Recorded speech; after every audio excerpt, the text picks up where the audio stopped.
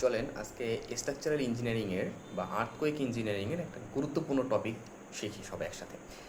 আমরা যখন একটা বিল্ডিংয়ে আর্থকোয়েক লোড অ্যাপ্লাই করি তখন কিন্তু একটা ফ্যাক্টর খুব সচরাচর ইউজ করে থাকি, সেটা হচ্ছে কি ওমেগা বা ওভার স্ট্রেংথ ফ্যাক্টর। সো এই যে ওমেগাটা আমরা ইউজ করি, এইটার ইউজটা কোথায় আসলে?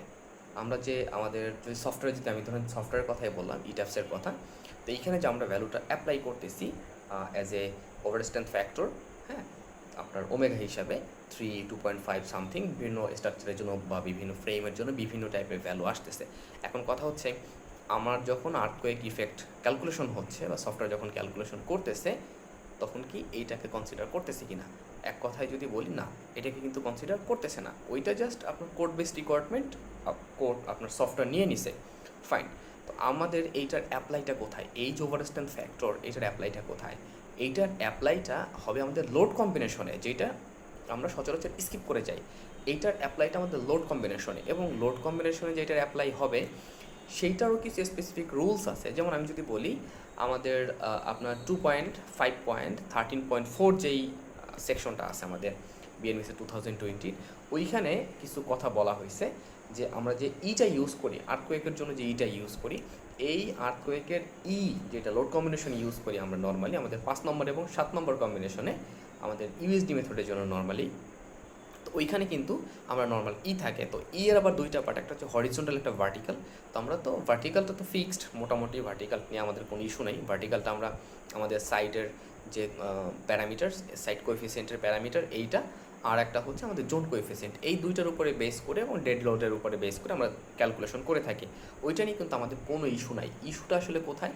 ইস্যুটা কিন্তু আমাদের এই যে আমরা ইএইচটা ক্যালকুলেশন করি, তো ইএইচ কখন শুধু ইএইচ হবে এবং এই ইএইচের সাথে কখন আমরা এই ওমেগা বা এই ওভার স্ট্রেংথ ফ্যাক্টরটা গুণ করব, এইটা আইডেন্টিফাই করা খুবই দরকার।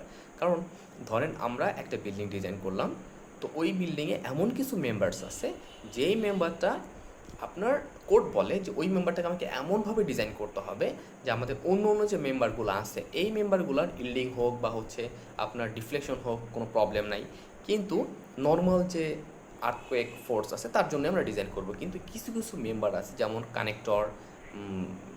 কালেক্টর, তারপর হচ্ছে আমাদের কানেকশন, প্লাস হচ্ছে আপনার যেটা বলে যে কিছু কিছু সময় এরকম দেখা যায় যে একটা শেয়ারওয়াল নেমে আসছে, শেয়ারওয়াল নেমে আসার পর একটা বিমের উপরে রেস্ট করে নিচ পর্যন্ত যায় নাই, এরকম কিছু ক্রাইটেরিয়া আছে। তারপর হচ্ছে আমাদের বিল্ডিংয়ের যে আপনার হরিজন্টাল ইরেগুলারিটিস, দেন ভার্টিক্যাল ইরেগুলারিটিস যেটা আছে, হরিজন্টাল না, প্লান ইরেগুলারিটিস এবং ভার্টিক্যাল ইরেগুলারিটিস যেটা আছে, এই ইরেগুলারিটিসের উপরে বেস করেও আমাকে কিন্তু এই ওমেগার ভ্যালুটা মাল্টিপ্লাই করতে হয় কার সাথে? ইএইচের সাথে, মানে হরিজন্টাল যে আর্থকোয়েক ফোর্সটা আমরা ক্যালকুলেশন করতেছি এইটার সাথে। তার মানে কি, ধরেন আমি যদি এটা ইউজ না করি, আমার যখন প্রয়োজন তখন আমার যদি এটা ইউজ না করি, তখন আমার যদি ওই ওমেগার ভ্যালুটা লেটসে 2.5 অথবা 3 যদি হয়, তার মানে কি আমার 2.5 গুণ বা 3 গুণ আর্থকোয়েকের ইফেক্টটাকে বাড়াই নিয়ে ওই মেম্বারকে ডিজাইন করতে হবে। তা আমার কোড বলে দিচ্ছে আমাকে এটা করতে, বাট আমি এটা করলাম না, তখন যেটা হয়, আমাদের যে লোড ট্রান্সফারিং পাথগুলো থাকে বা যেই পথ ধরে লোডটা ট্রান্সফার হয়, এই পথটা যদি বাই চান্স আর্থকোয়েকের সময় ব্রেক করে, ধরেন একটা মেম্বার শেয়ারওয়ালের সাথে একটা বিম কানেকশন আছে, তো এইটা কিন্তু আপনার আপনার কানেক্টর হিসেবে কাজ করে এখানে, যে নর্মাল অ্যাজ এ বিম হিসেবে কাজ করে না কিন্তু। তো এই যে বিমটা, এই বিমটার কাজ কি? ও কি করতেছে, ডায়াফ্রাম থেকে লোডটাকে নিয়ে আপনার শেয়ারওয়ালে ট্রান্সফার করতেছে, হ্যাঁ, মানে হরিজন্টাল আর্থকোয়েক ফোর্সকে ভার্টিক্যালে রূপান্তর করতেছে। তো এইরকম যে সিচুয়েশনগুলো থাকে, এই সিচুয়েশনগুলোর ক্ষেত্রে আমাদের যেই কাজটা নর্মালি করতে হয় সেটা হচ্ছে ওকে এমনভাবে ডিজাইন করতে হয় যে কোনোভাবে যেন ও ফেল না করে। তো আমাদের কোড বলছে এইরকম যে মেম্বারগুলো আছে, এরকম যে সিচুয়েশনের মেম্বারগুলো আছে, এই মেম্বারগুলোকে আমাদের কী করতে হবে? অবশ্যই ও যেন আমাদের শুধু আর্থকোয়েক, নর্মাল যে আর্থকোয়েক আছে কোড বেস, এইটা না, এর ওভার স্ট্রেংথ যে ফ্যাক্টর, এই ফ্যাক্টর অ্যাপ্লাই করার পরে যে ইফেক্ট তৈরি হয়, এই ইফেক্টও যেন ও ক্যারি করতে সক্ষম হয়।